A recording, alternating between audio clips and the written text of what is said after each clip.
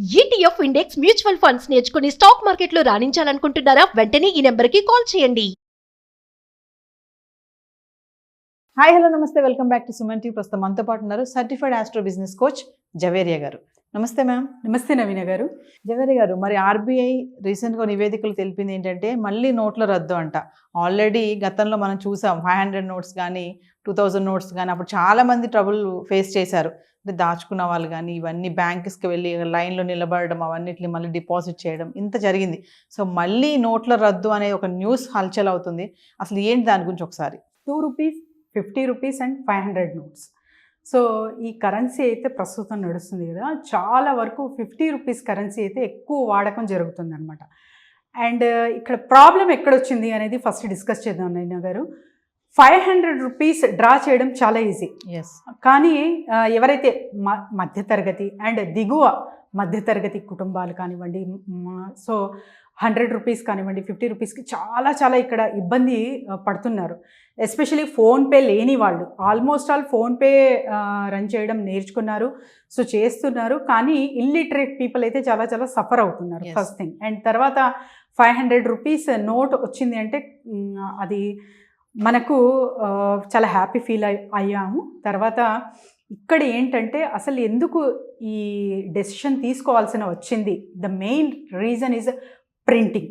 So print అవుతూ ఉంటాయి ఆర్బీఐలో, కానీ గత సంవత్సరానికి ఇప్పటికీ పోల్చుకుంటే 25% మనకు రేట్ ఆఫ్ అంటే ఛార్జెస్ పెరిగాయి అన్నమాట. ఏదైతే కాస్ట్ ప్రింటింగ్ కాస్ట్ ఉంటుందో ఆల్మోస్ట్ 25% ఎక్కువ అయింది నవీన గారు. 2023లో 5101 crore rupees just for printing cost అయ్యేది. కానీ 2024లో 6372 crores అంటే ఆల్మోస్ట్ 25% పెరగడం జరిగింది. This is also one of the main reason. ఇక్కడ చూసుకుంటే 500 నోట్ ఒక్కటి ప్రింట్ అవ్వాలంటే దానికి ఖరీదు ఎంత అవుతుందంటే 2.71 పైస్ అవుతుందన్నమాట. 100 రూపీస్ నోట్కి అయితే 1.51 పైస్ అవుతుంది.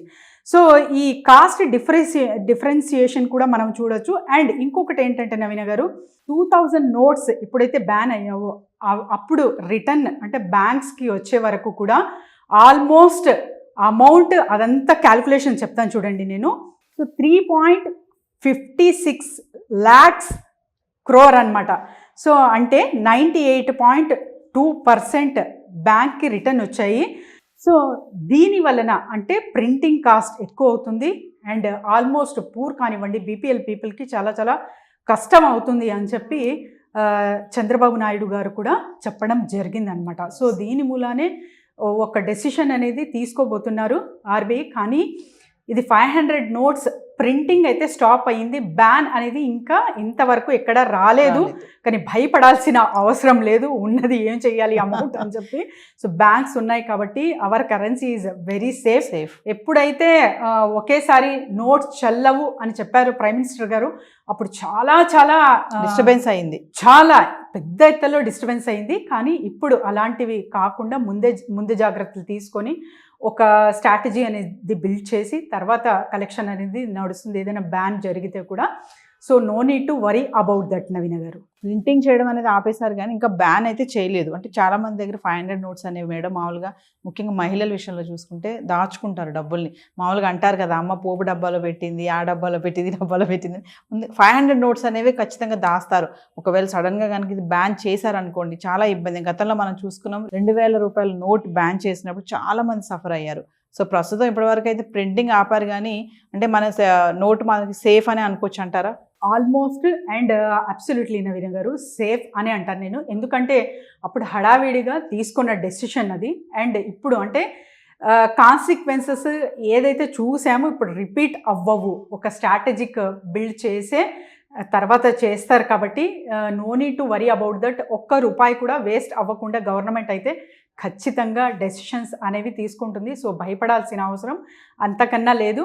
కానీ కరెన్సీ మరి మారుతుందా లేకపోతే చిన్న నోట్లు అంటే 100 రూపీస్ నోట్ కానివ్వండి, ఇంకా ఇతర ఏదైనా కాయిన్స్ రూపంలో వస్తుందా అనేది వేచి చూడాల్సిందే నవీన గారు. Thank you ma'am. Thank you.